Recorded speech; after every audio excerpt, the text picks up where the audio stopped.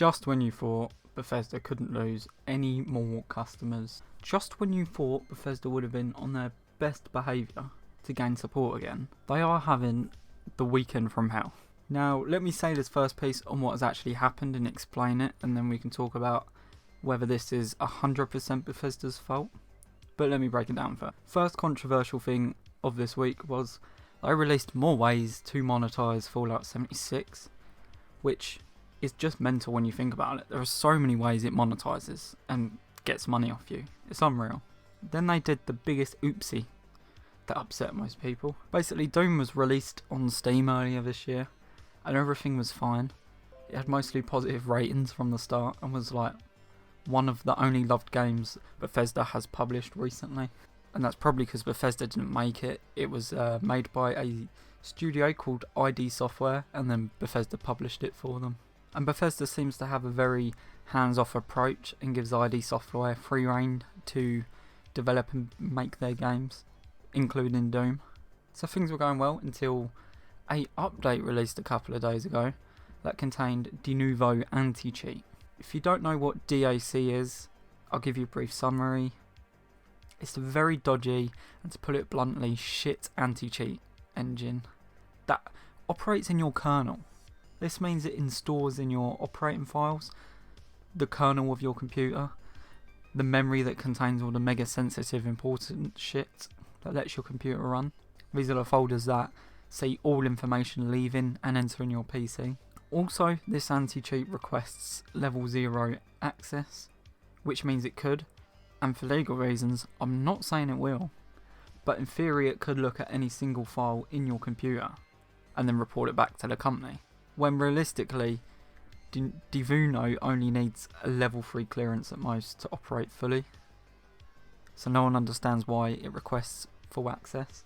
Now, Devuno claims it only reports back information with performance related data on how well it's doing between the software and the operating system.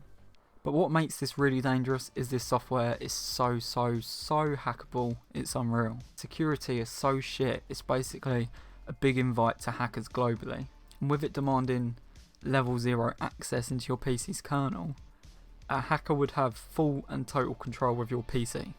Every nude, every graphic fanfic you've made, all your secret selfies of you in your furry suit, it would all be hackable. Oh, and your credit card, but that's not important. I mean, there's nothing on our credit cards because we play Fallout 76. De novo is also a complete bitch to uninstall. You have to hunt through your computer to find hidden files it leaves behind, which, yeah, I know, it makes it seem even more dodgier. It leaves behind hidden files. And what's really hit hard to the fans of Doom is it really wasn't addressed at all. It just happened. The same has happened with a new game called Valorant, which is blowing up quite a lot at the moment. That also uses de novo and has got a lot of backlash for it. So it's kind of weird that they still went ahead with releasing it. Now, since Bethesda is the publishing company, all responsibility lays at their feet 100%. They've had to greenlight everything that ID Software do, so they are fully responsible.